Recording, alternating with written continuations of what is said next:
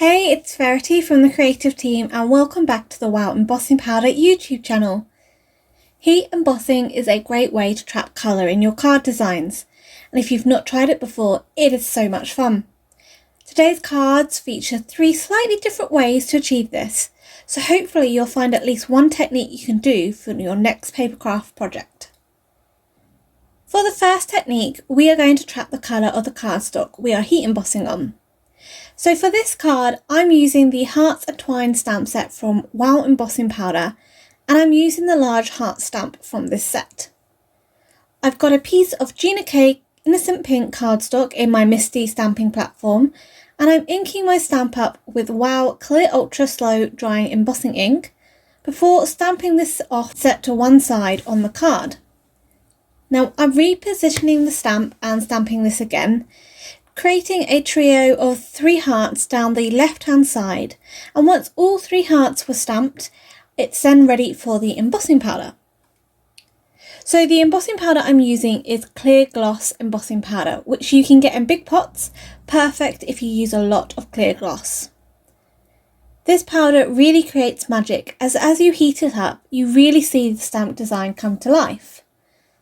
So as this is clear embossing powder, it will melt and will still show the colour of the card base beneath. The powder will create a gloss look to your stamping, and the gloss will slightly darken the colour underneath.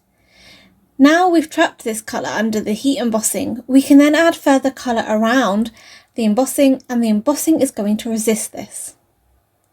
So I'm using a selection of Catherine Pooler inks in Party Dress, Sangria and Juniper Mist to add some ink blending to the card panel.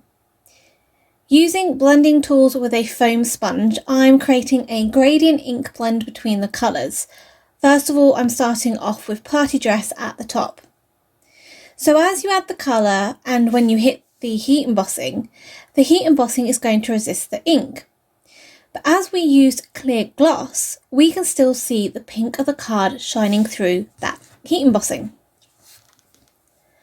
After Party Dress, I'm going to ink up with Sangria ink, and I'm blending this 2/3 of the way down the card panel. Then at the bottom I'm using Juniper Mist ink, and I'm going back between the colours to smooth out the blending, using circular motions to apply the ink. Once I'm happy with the ink blending, I'm using a dry cloth to just buff over the embossing. This will wipe away any excess ink that sits on top of the heat embossing. This technique is great if you want to keep a light colour and then create a darker background. This technique is great when you want to keep your stamping as a light colour and then create a darker background. Okay, for the second technique, we are going to trap coloured ink instead this time. So for this card, I'm using the Round and Round stamp from WowEmbossingPowder, and I've positioned this in my Misty along with a piece of white card. So I'm using the same 3 ink colours again, and I'm inking the stamp up with Juniper Mist ink on one end and Party Dress ink on the other end. To add the Sangria ink and to create a smooth transition from one colour to another, I'm applying the ink with a blending tool. This will blend the ink onto the stamp, and it will blend with the ink that's already on the stamp, reducing any harsh lines that may be seen. So as you can see, once it is stamped, you have a nice colour gradient in your stamping. Now I'm repeating this again for you to see.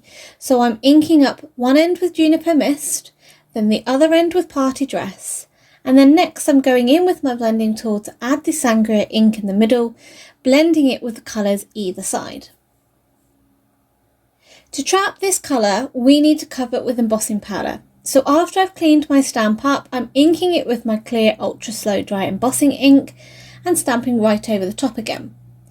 I can then cover this with clear embossing powder once more, and as with the previous technique, the clear gloss powder, as it melts, traps that colour of ink underneath it. So we have now trapped the gradient ink stamping we created with 3 colours of ink. The stamping and heat embossing was repeated to fill up the card panel, moving the stamp design over to the side each time and aligning the ink colours up to carry on that gradient ink stamping. Again, this heat embossing allows us to add ink over the top, and know that the ink underneath the heat embossing isn't going to be affected. So I'm adding the same colours of ink from right to left in the opposite gradient to that we stamped in. The heat embossing resists the ink as we blend over, so the trapped colours of ink beneath shine through. So I'm starting with Party Dress on the left, going in with Sangria, and then I've got Juniper Mist on the right, blending these on with a circular motion. Once all the ink blending is complete, I'm using my dry cloth again to buff the heat embossing to remove any excess ink that is sitting over the top of the heat embossing. For the last technique, we are going to trap colour, but instead of using clear gloss, we are going to use white pearl embossing powder. For this card, I'm using the Lush Vines background stamp from Pink Fresh Studios, and as this is a cling stamp, I'm removing the foam pad from my Misty stamping platform in order to stamp the design.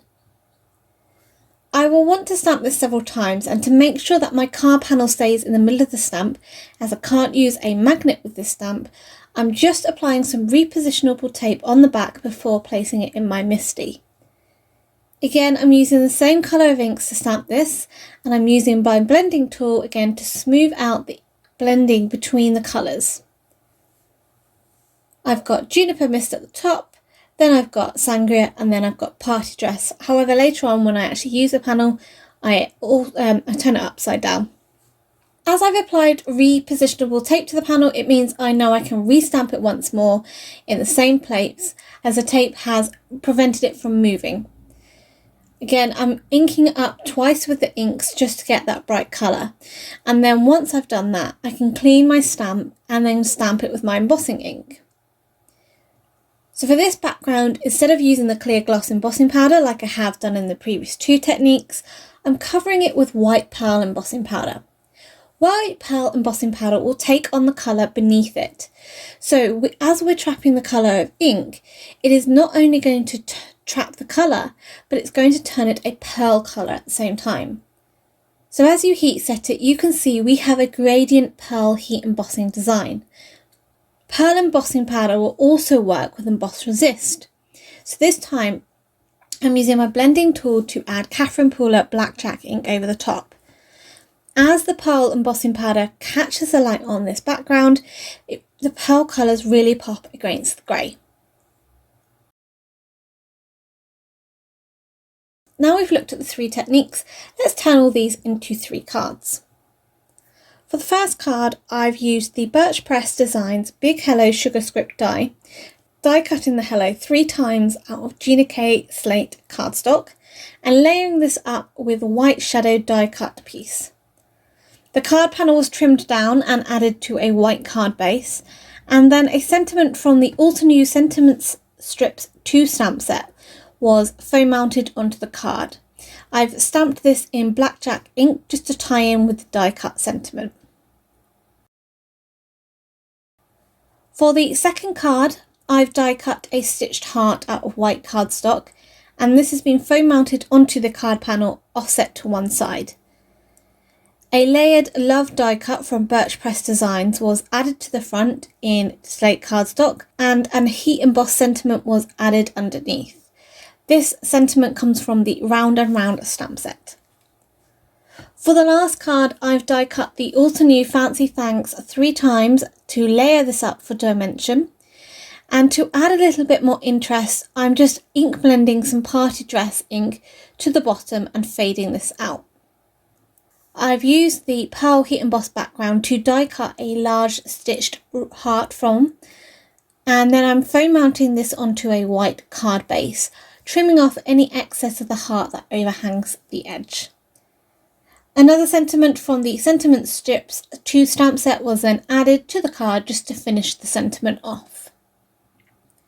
For all 3 cards, I'm embellishing the cards with a selection of sequins from Lucy's Cards. These were in a sequin mix called Aurora Borealis, and I'm using my pickup tool along with Gina K Connect Glue to secure them in place. All 3 techniques are fun ways to trap colour within your paper crafts, and the colour combinations are endless. There is no doubt that I had fun with this colour scheme, and I can't decide which is my favourite. If you've got a favourite, just let me know in the comments below, as I'd love to know. If you enjoyed today's video, please give it a thumbs up and why not subscribe to the channel. Don't forget to hit that bell icon to be notified when the next video is up. If you'd like to check out my personal channel, Pretty Little Button, I've included a link here as well as down below. Also, why not check out this other video for some more inspiration. Until next time, happy crafting!